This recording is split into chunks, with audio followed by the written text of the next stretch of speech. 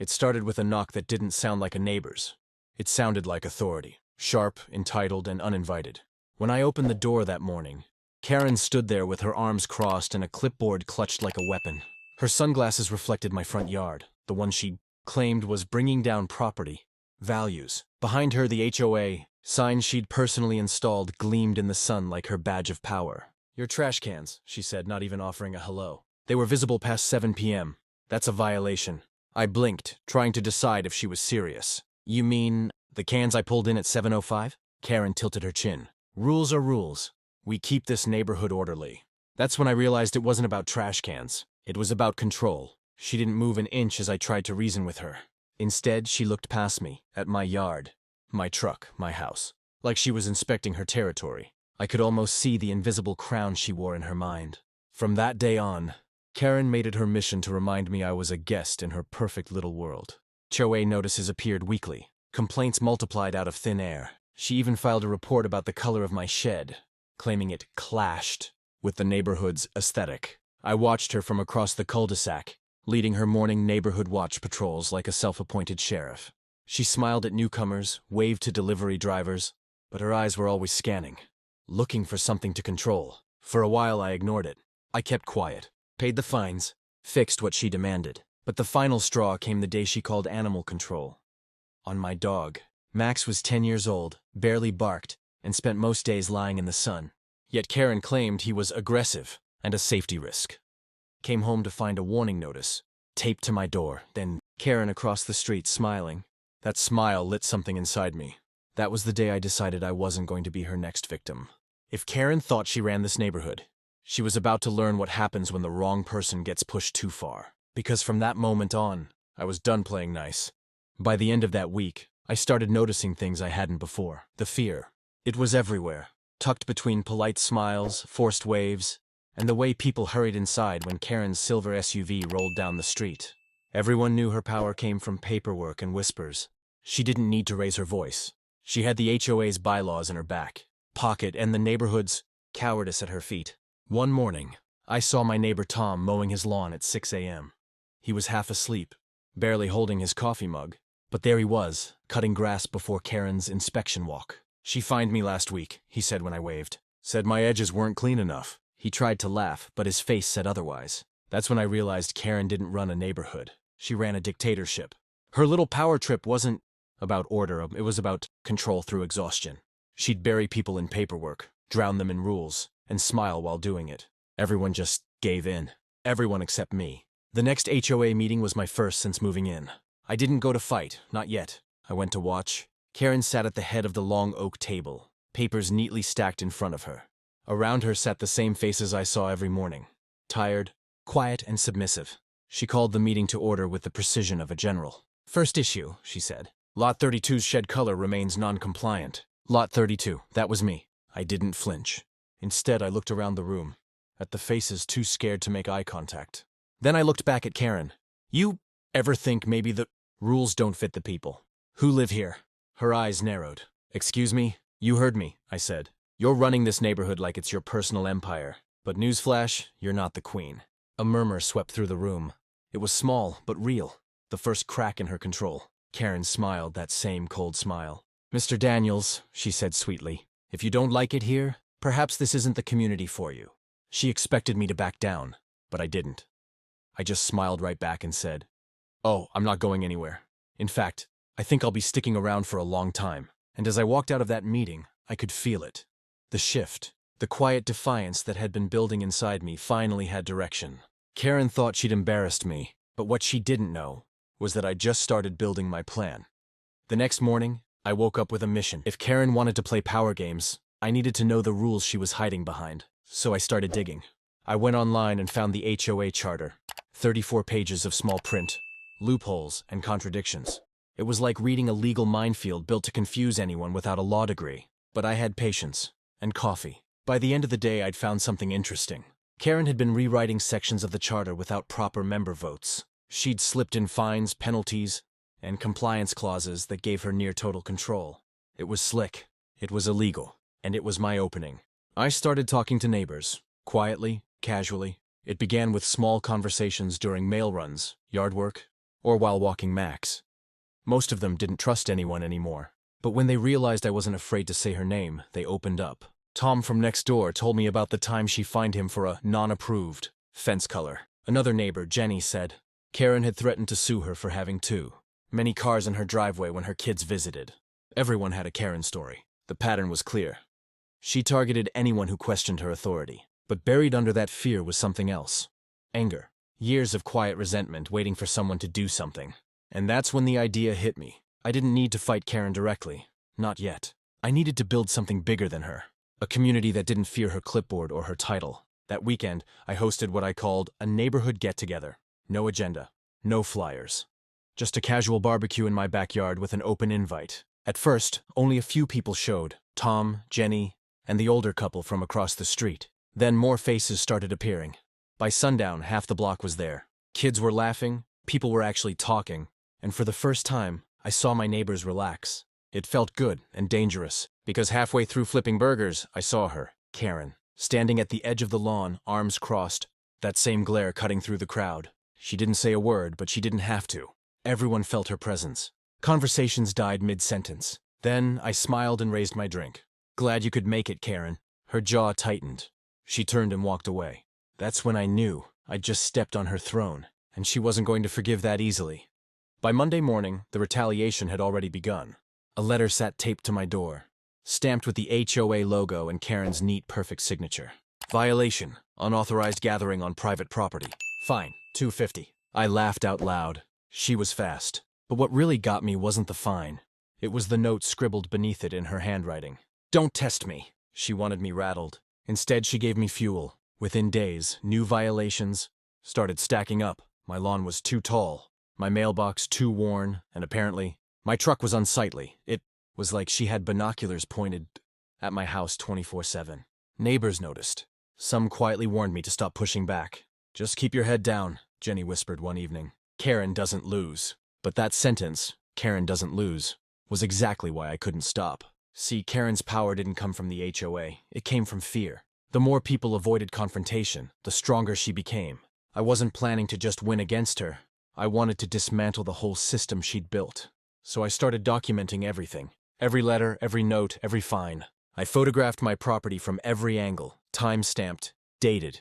I even bought a small camera to record her little inspection walks. Then I made my next move. I called the county records office and asked a few questions, harmless ones about HOA registration, property management, and compliance filings. Turns out, Karen had failed to renew the HOA's legal status 2 years ago. Legally speaking, it didn't even exist anymore. That was my golden ticket. But before I could use it, she struck again.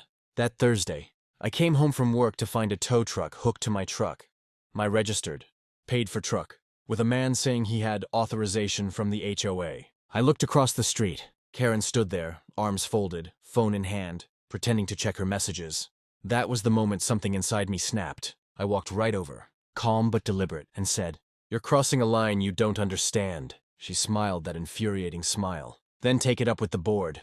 I leaned closer. "I intend to." The tow truck drove off empty, but the message was clear.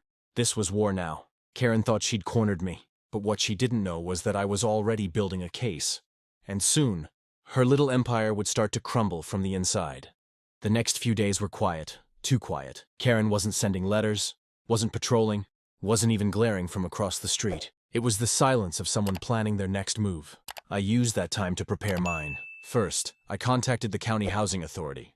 With the paperwork I'd collected, I filed a formal complaint against the non-compliant HOA, attaching evidence of Karen's illegal amendments and expired registration. The clerk's eyes widened as she flipped through the files. "This could invalidate every fine she's issued in the last 2 years, she said. Exactly what I wanted to hear. Next, I started talking more openly with neighbors. At first, they hesitated, looking over their shoulders like Karen might appear out of the hedges. But when I showed them the documents, proof that the HOA wasn't even legally active, their fear started to fade. Tom's eyes went wide. "Wait, you're saying we've been paying dues to something that doesn't even exist?" "Exactly," I said. "We've been funding Karen's ego trip." Word spread fast. By the weekend, half the neighborhood knew the truth. The shift in energy was subtle but powerful. People stopped lowering their voices when they talked about her. Some even started pushing back on her petty rules. Karen must have felt the ground shifting beneath her. because she showed up at my door again, this time without her clipboard. She didn't even knock. She marched straight up my driveway like she owned it and said, "You're spreading lies." I smiled. "No lies, just facts. Want to see the paperwork?" Her eyes flickered, just for a second. I knew she'd seen the same forms. I had. She just didn't think anyone else ever would. "You're making a mistake," she hissed. "You think you can turn this neighborhood against me? They need me." I took a step closer, keeping my voice low. "No, Karen, they were afraid of you. That's not the same thing." For the first time since I'd met her, she didn't have a comeback. She just turned and walked away, fast, heels clicking down the driveway like gunshots. That's when I realized something important. I'd cracked her armor. She wasn't invincible anymore. But I also knew her type. She wouldn't back down, she'd double down. And when she did, she'd come harder, meaner, and more desperate. So I needed to be ready. The next battle wasn't going to be about fines or fences. It was going to be about control, and who the neighborhood really answered to when the dust settled. Karen called an emergency HOA meeting 3 days later. The notice was taped to every mailbox, every front door, even pinned to the community board near the playground. Written in all caps like a royal decree. Mandatory attendance, HOA membership, update and community discussion. I knew what it really was. Damage control. When I arrived at the clubhouse that evening, the parking lot was full. People who hadn't shown up in months were suddenly there, sitting shoulder to shoulder. The air was thick, part tension, part curiosity. Everyone wanted to see what Karen would do next. She stood at the front, perfectly composed, smiling like nothing had happened. Behind her was a PowerPoint slideshow labeled "Restoring Order." "Good evening, everyone," she began in her syrupy, condescending tone. "It's come to my attention that certain rumors have been circulating about the HOA's legitimacy. I assure you, everything is perfectly in order." I almost laughed, she went on, twisting facts and cherry-picking clauses from the outdated charter, pretending the HOA was still legally active. She even waved a stack of papers dramatically, saying she'd already filed renewal documents. When she finally opened the floor for questions, I stood. Every head turned. "Karen," I said evenly, "can you show us proof that the HOA's renewal was processed and approved by the county?" Her smile didn't waver, but her eyes flicked just slightly. I said, "It's being handled." "That's not what I asked." The room went quiet. "You've been issuing fines, collecting dues, and enforcing regulations under a name that hasn't been legally recognized. For 2 years," I continued. "That means every dollar collected, every violation notice, all of it was illegal." A ripple spread through the crowd. Murmurs turned into whispers. People began looking at each other, realizing what that meant. Tom stood up next. "So, she's been fining us under a fake HOA?" Jenny added, "I paid her $300 last month for maintenance fees. Where's that money?" Karen slammed her hand on the table. "Enough! You're all being manipulated by misinformation." But it was too late. The illusion was broken. I calmly set a printed copy of the county's records on the table. "Anyone who wants to verify can call the office. The number's right there." Silence. Then someone clapped. One person at first, then several more. Karen's face turned pale. She gathered her papers and stormed out of the room, her heels echoing like thunder. That night, the neighborhood changed. Karen wasn't the queen anymore, not after that meeting. But as I would soon learn, a dethroned queen can be far more dangerous than a ruling one. For a few days, peace settled over the neighborhood. No letters, no fines, no clipped tone over HOA memos. People started relaxing. Kids played outside again. Lawns went unmowed without punishment, and neighbors waved like they hadn't in years. But I knew Karen. She wasn't gone, she was regrouping. The calm ended on a Thursday morning when a man in a crisp suit knocked on my door. He introduced himself as Mr. Hale, a lawyer representing the HOA. Or rather, Karen. "I'm here regarding defamation and harassment claims," he said, handing me a thick envelope. Inside were printed screenshots of the neighborhood group chat, where people had been openly mocking Karen, sharing memes and even referencing my name. "This is your doing," he said flatly. "You've incited hostility against my client." I couldn't help but smirk. "You might want to double-check who your client actually represents." "Mr. Hale, the HOA doesn't legally exist." He didn't flinch. "Be that as it may, she's prepared to pursue personal damages." And there it was, her counterattack. When she couldn't win with fake rules, she turned to fake lawsuits. I didn't panic. Instead, I called my friend, a county official who'd been helping me confirm records. He looked over the documents and laughed. "She doesn't have a case. She's bluffing. But if you want to shut this down for good, I'd recommend you go public." Public. That word stuck with me. So I did. That weekend, I posted a detailed breakdown of the entire situation on the local community forum. I uploaded photos of the expired HOA registration, copies of the illegal fines, and even screenshots of Karen's threatening notes. I kept it factual, calm, and impossible to dispute. By Monday morning, the post had exploded. Over 100 comments, most from neighbors. Some from nearby neighborhoods who knew Karen's management style. People were angry, and not just at her. They were angry at themselves for letting her control them for so long.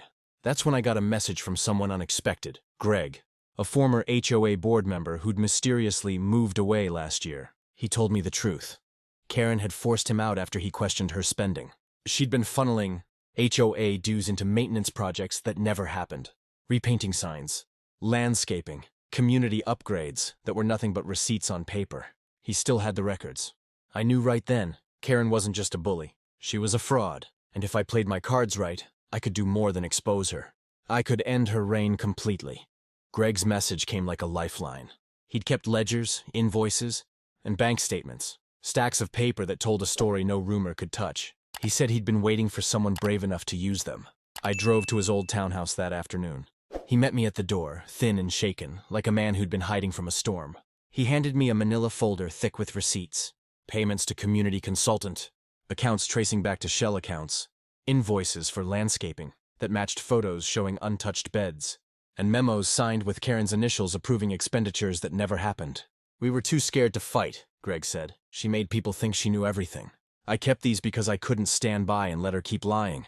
We spent the evening cross-referencing dates with the fines and dues, notices I'd collected. The pattern emerged: money routed through private accounts, documentation forged or coerced, and threats used to silence anyone who asked questions. I scanned the files, printed a packet, and walked into the county prosecutor's office the next morning. The man behind the desk read through the evidence, then looked up slowly. "If this is accurate," he said, "we're talking potential embezzlement and fraud. We'll need witness statements and proof she authorized transfers." Good. I had witnesses. Greg, Tom, Jenny, others, who'd been pressured to sign receipts or stay silent. Over the following week, we gathered sworn statements, notarized affidavits, and photo evidence. I recorded interviews, collected canceled checks, and traced dates until the story was undeniable. Every new item made the packet heavier and, with it, my certainty that justice was possible. Word spread. Karen's behavior shifted from overt domination to quiet menace. She stopped the public confrontations and began phoning people, whispering threats that felt like shadows. Strange cars appeared near my house. Friendly faces grew distant. Then came a certified letter demanding I retract statements and pay restitution. It was signed with Karen's neat, confident hand. I forwarded it to the prosecutor and kept building the case. When the county investigator agreed to review our materials, I felt a mixture of relief and dread. Relief because the law was finally watching. Dread because Karen knew enough to be dangerous. And when cornered, people like her do reckless things. As subpoenas loomed and the community found its voice, I realized this was more than a legal fight. It had become a moral reckoning for the neighborhood. We were no longer victims. We were witnesses. But I also knew the next move would be hers. The desperate play of someone losing power is unpredictable and often cruel. Whatever she tried next, it would be aimed to terrify us back into silence. I steeled myself. We'd come truly too far to cower now. It started small. A misplaced letter, an angry neighbor daring to question her fines in public, a delivery driver refusing to hand over a package without proper ID. Karen's confidence was slipping. I could feel it. The aura of untouchable authority she carried for years was beginning to crack. Just enough for the neighborhood to notice. It began with Tom. One morning, he stomped over to Karen's property line, waving a printed copy of the county's letter. "These fines are illegal," he said loudly enough for everyone on the street to hear. "You have no authority!" Karen's face turned red. For a moment, she faltered. She stuttered, tried to argue, then realized she couldn't. The county records were right there. Factual, public, undeniable. Tom didn't back down, and the neighbors watching from their porches murmured approval. That afternoon, Jenny came by with something I hadn't anticipated. Courage. She had printed her own documentation, emails, texts, even old HOA notices, showing every violation Karen had issued over the years. "It's time she learned the neighborhood isn't hers to rule," she said, slamming the papers down on my kitchen table. I realized then that we were no longer acting alone. The energy that had been dormant, the fear, the quiet whispers, was transforming into action. People who had once cowered were starting to talk, to confront, to resist. Karen must have sensed it. That evening, she arrived at my door unannounced, her usual composure slightly shaken. Her voice was low, threatening. Do you think spreading lies and stirring neighbors will get you anywhere? I didn't flinch. I leaned against the doorframe, calmly replying, no lies, facts, and the neighborhood is tired of being scared. She paused, scanning the street, seeing her empire of obedience eroding. I could almost see her thought process unraveling. The calculations, the intimidation tactics, the little tricks she'd relied on for years, none of them worked anymore. Then came the subtle, almost desperate moves. A notice about non-permitted flower beds, a claim that my mailbox was unapproved, and a late-night visit from a private investigator, asking questions about me. All of it made her look small, predictable, petty. By the weekend, the neighborhood had fully shifted. People waved at me with confidence instead of caution. They shared stories of Karen's overreach. Even those who had been quiet for years were now stepping forward, emboldened. The Queen of Fear had lost her throne. And yet I knew, deep down, this wasn't over. Cornered, she would strike back harder than before. But for the first time, I wasn't just defending myself. I was leading a neighborhood ready to reclaim its own power. Karen had ruled through fear for years. Now fear was on the other side. By the start of the next week, I realized something crucial. Exposing Karen wasn't enough. We needed unity. A neighborhood that had been fractured by fear had to come together. Not just to stand against her, but to reclaim our streets, our yards, our lives. I organized a casual meeting at my backyard. Flyers went out, discreetly, to every house on the block. Neighborhood discussion reclaiming our community, it read. No mention of Karen, no accusations, just a space to talk. When the evening arrived, I was nervous. Fear still lingered in the air. But one by one, people arrived, Tom, Jenny, Greg, even some who had previously avoided any interaction. By the time the sun dipped below the horizon, over half the neighborhood was present. I stood at the grill, flipping burgers, and addressed the group casually. We've lived here under rules we didn't make and fines we didn't deserve. That stops now, but it only stops if we stick together. Heads nodded, murmurs of agreement. Eyes met eyes. The first real connection of solidarity many had felt in years. I laid out the facts carefully. No personal attacks, just proof. The HOA's expired registration, the illegal fines, the misappropriated dues. People were shocked. Some whispered, some gasped. But most importantly, they realized the power wasn't hers anymore. Then I handed Greg the floor. He spoke about the missing funds, the documents he'd kept hidden for years, and the intimidation he'd endured. His voice shook at first, but grew firm as he saw nods of encouragement around him. Afterward, we discussed next steps, documenting further abuses, creating a transparent community fund, and establishing a block committee to make decisions together. Karen's unilateral control was gone. We would never allow her to take it back. By the end of the night, I felt a surge of pride. Neighbors who had feared confrontation now spoke freely. Children played in the yard without worry. Adults laughed again. A community that had been paralyzed by fear had rediscovered its voice. But I also knew Karen would notice. She always did. And she wouldn't let this go without a fight. The real test would be how she responded. Would she try to scare us back into silence? Would she escalate? Or would she crumble completely, defeated by exposure and solidarity? Whatever she chose, the neighborhood had changed. Fear no longer dictated our actions. And for the first time in years, the streets belonged to us. As I watched neighbors chatting late into the night, I realized something profound. Karen had thought she ran the neighborhood, but tonight the boss wasn't her. It was all of us. Just when we started to feel the shift, Karen made her move. She was quiet at first, subtle, sending anonymous letters to residents questioning the legality of our new committee, posting cryptic warnings on the neighborhood forum, and even calling a few neighbors late at night to intimidate them.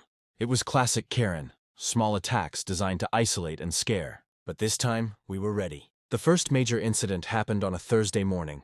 I stepped outside to find a bright orange notice stapled to my front gate. Stop all unauthorized activities on Lot 32. Further action will be taken.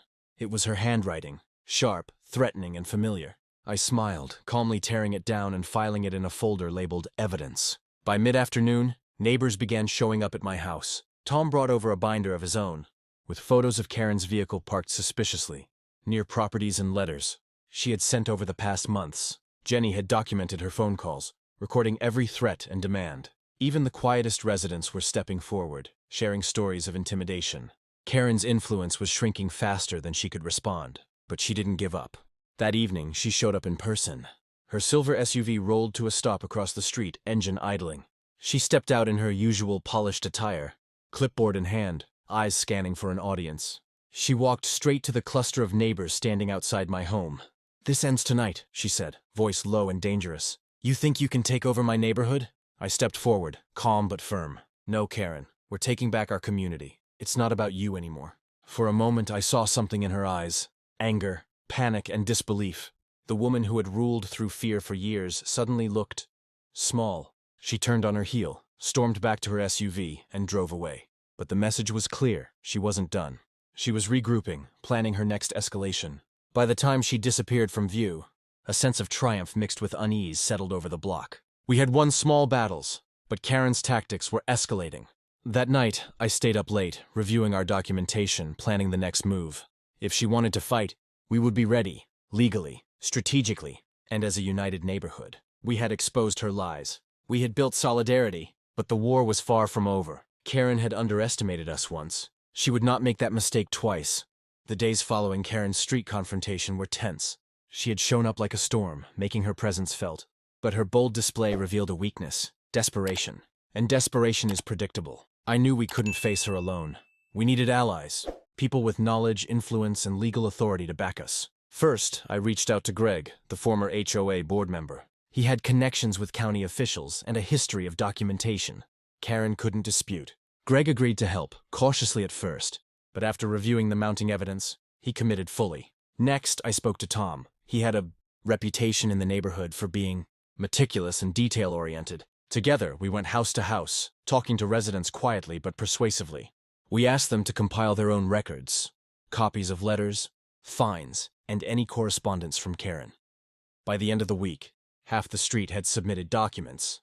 Jenny brought another advantage: media experience. She had a friend at a local news station willing to report on HOA abuses once we had the facts. "We need a story," she said, "not just neighborhood gossip. Something verifiable, undeniable." We worked late into the nights, cross-referencing receipts, emails, and screenshots. Every violation Karen had issued, every fine collected, every intimidation tactic was recorded and categorized. By the end of the week, our packet was formidable, legal-grade evidence in a neat, undeniable narrative. As we worked, the neighborhood's energy changed. Fear was replaced by cautious optimism. People were finally talking, not behind closed doors, but openly. They shared frustrations they had bottled up for years. Petty fines, threats over lawn ornaments, the constant surveillance of their yards. Karen was aware of our growing momentum. One afternoon, I spotted her from my porch, speaking to a few neighbors with an intense, pleading expression. But the faces she tried to influence were neutral, even skeptical. Her charm wasn't working anymore. By the weekend, we convened in my backyard for a strategy session. With Greg and Tom guiding, we discussed filing formal complaints, gathering sworn statements, and approaching the county prosecutor. Jenny mapped out media angles and potential exposure. Every detail was scrutinized, every scenario imagined. I looked around at the group, once timid, now resolute, and realized something. This wasn't just about me anymore. It was about reclaiming our neighborhood from a tyrant. The collective courage we had built was unstoppable. Karen had ruled through fear and manipulation, but the neighborhood was awakening. She may have thought she was invincible, but the truth was beginning to spread. Quietly, methodically, and irrevocably. The battle ahead would be intense. She would not go down without a fight. But for the first time, I felt certain. No matter what she tried, we were ready.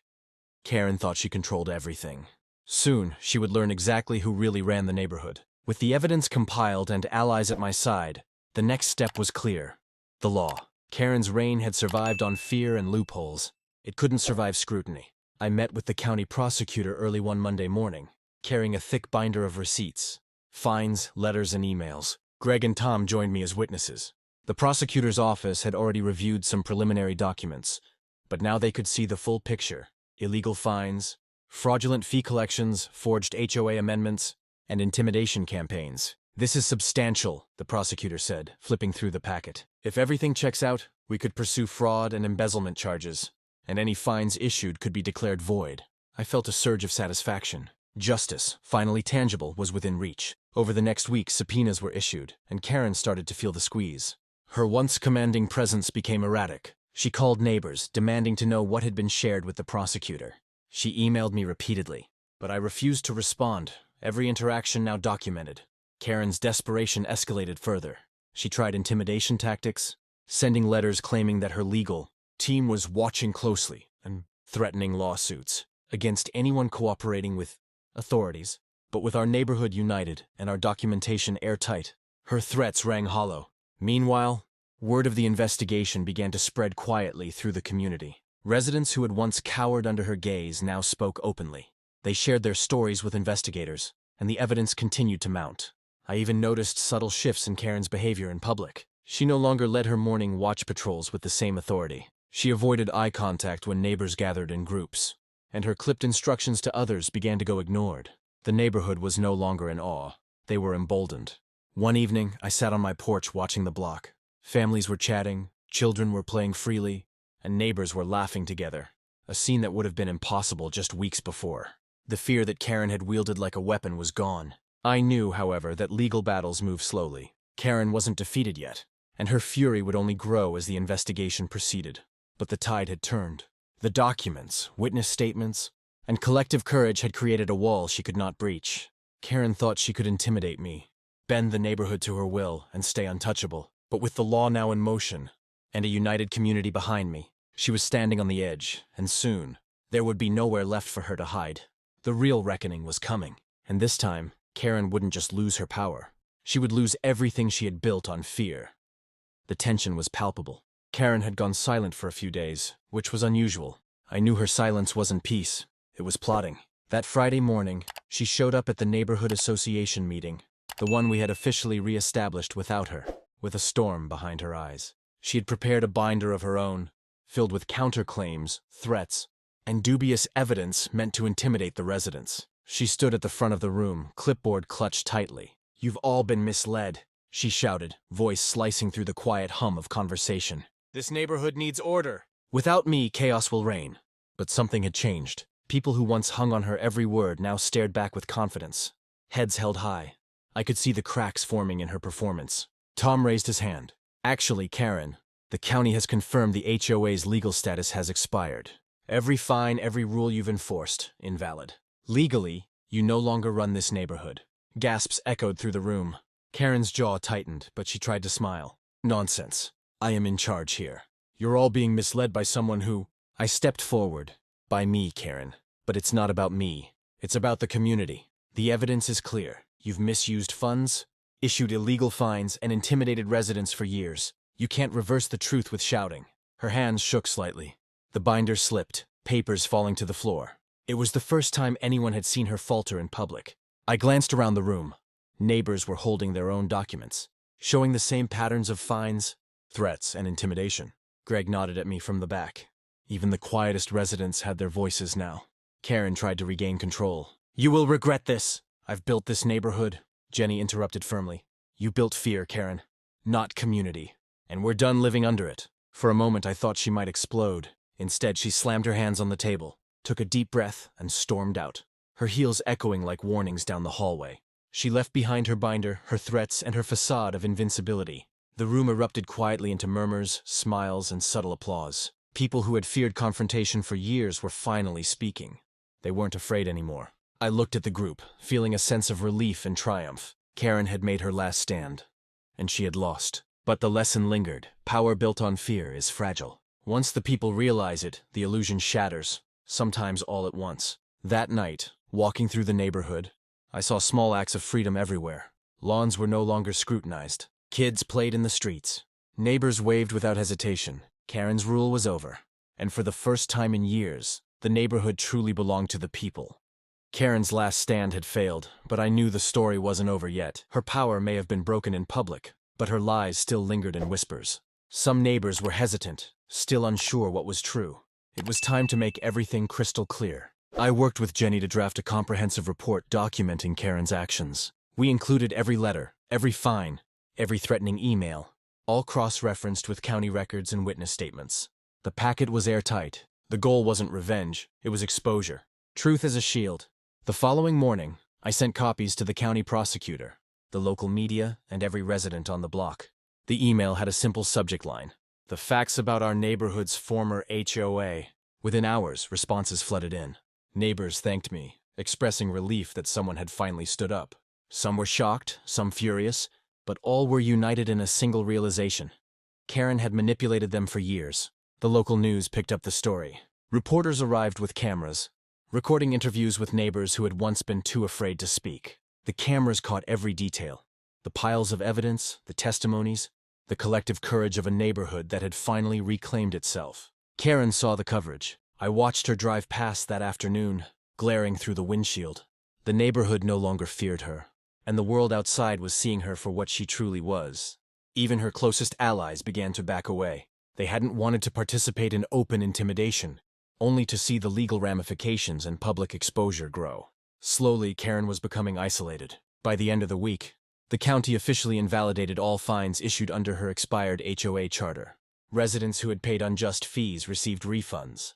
Those who had faced threats now had legal documentation to protect them from further harassment. For the first time, I saw relief in people's eyes. Max, my dog, wandered through yards that were no longer battlegrounds. Families laughed. Neighbors talked. The fear that Karen had wielded like a weapon had dissipated completely. Standing on my porch, I realized the full scope of what had happened. This wasn't just about defeating Karen. It was about reclaiming dignity, community, and trust. It was about showing that even a tyrant can be held accountable when people stand together. And somewhere, I knew Karen would never forget it. Her illusion of power had been stripped away, publicly and irreversibly. The neighborhood was ours again, and I, quietly but firmly, had become the person who led the charge. After the story went public, Karen disappeared from the neighborhood. Her silver SUV was gone, her morning patrols ceased, and the constant surveillance of our yard stopped completely. For the first time in years, the block felt alive, unchained from fear.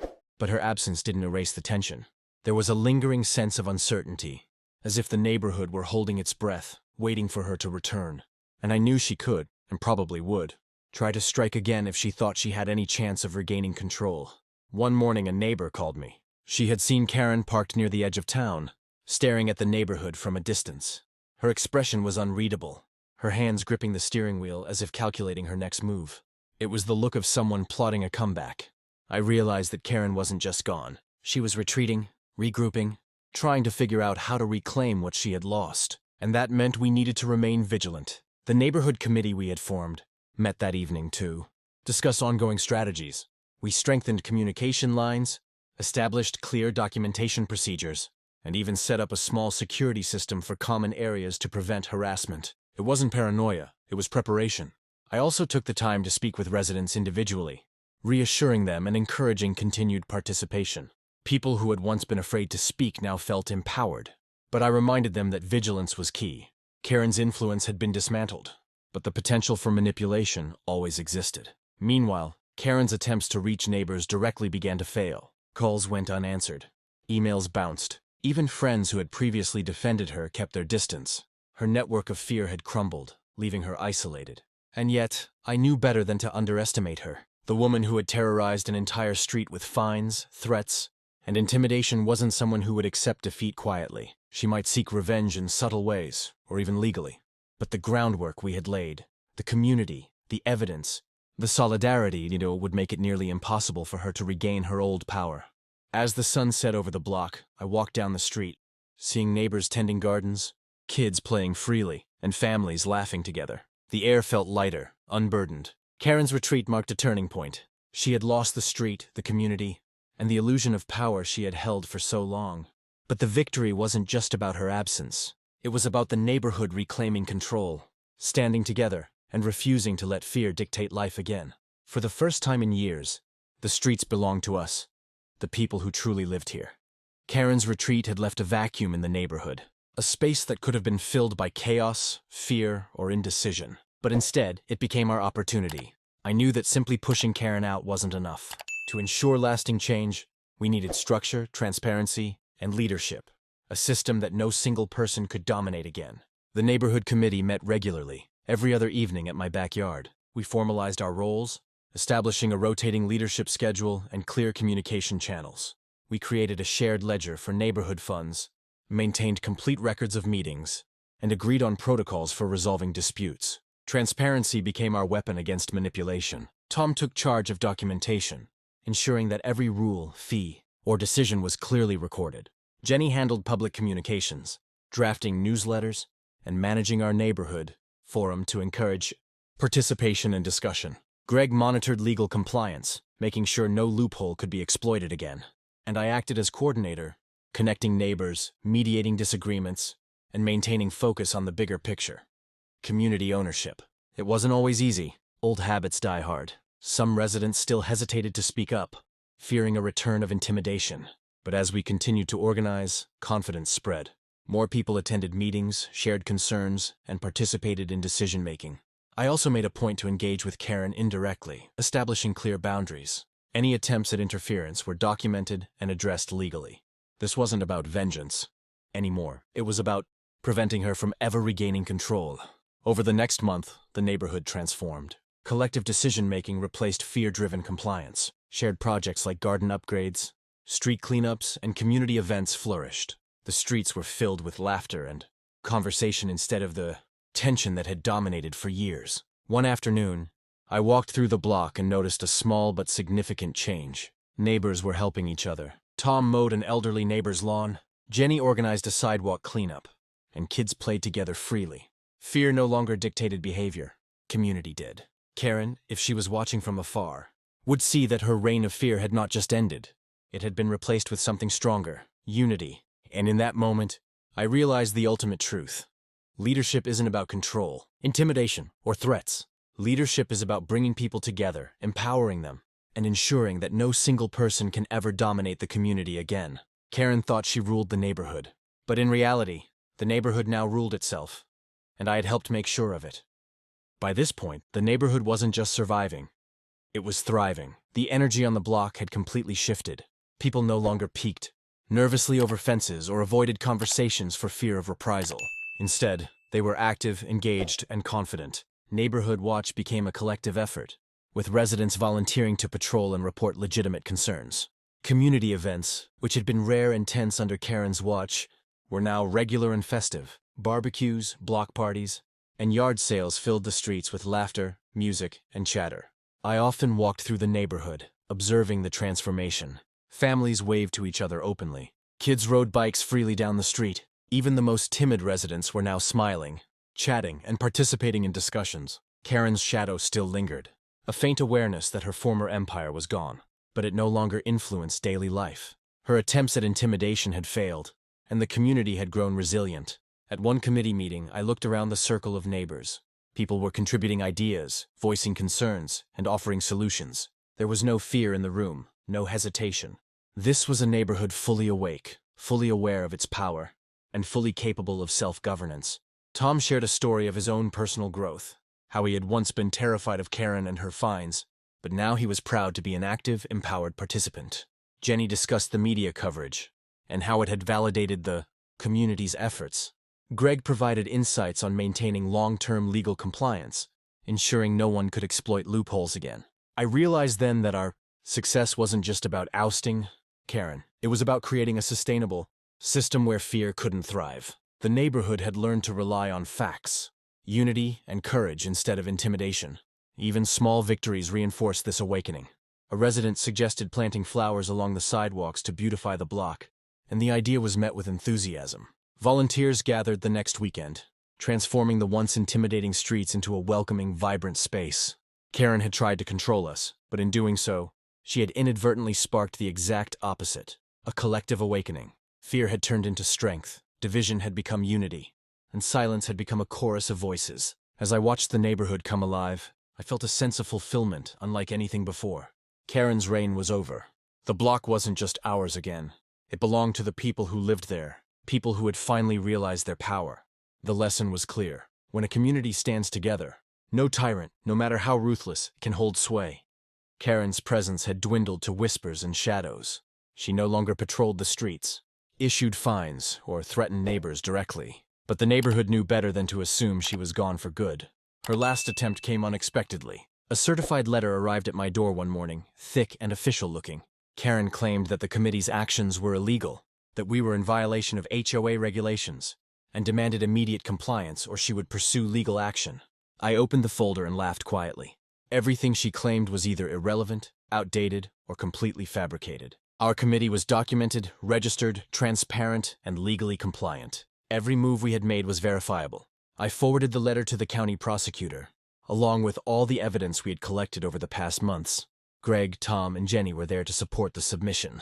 Within hours, the prosecutor responded, Karen had no grounds for legal action, and any attempts to pursue the matter would expose her past fraudulent activities even further. The news spread quickly among neighbors. Karen's attempt at intimidation had backfired spectacularly.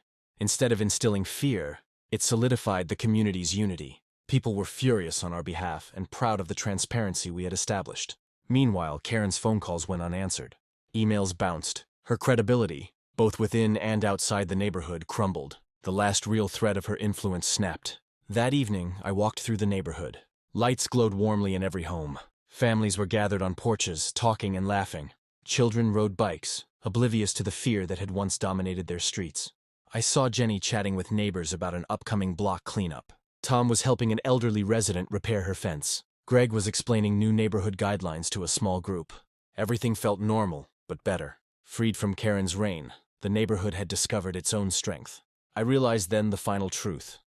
The real power wasn't in legal threats, fines, or intimidation. It was in knowledge, preparation, and unity. By arming ourselves with facts, standing together, and refusing to bow to fear, we had completely dismantled her rule. Karen thought she could run the neighborhood forever, bending everyone to her will. But in the end, she had misjudged one critical thing.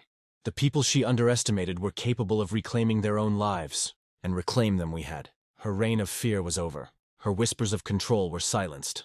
And the neighborhood, once divided and intimidated, now thrived as a community of equals, free from tyranny. For the first time in years, I felt complete. Karen had underestimated me, and the neighborhood, one final time.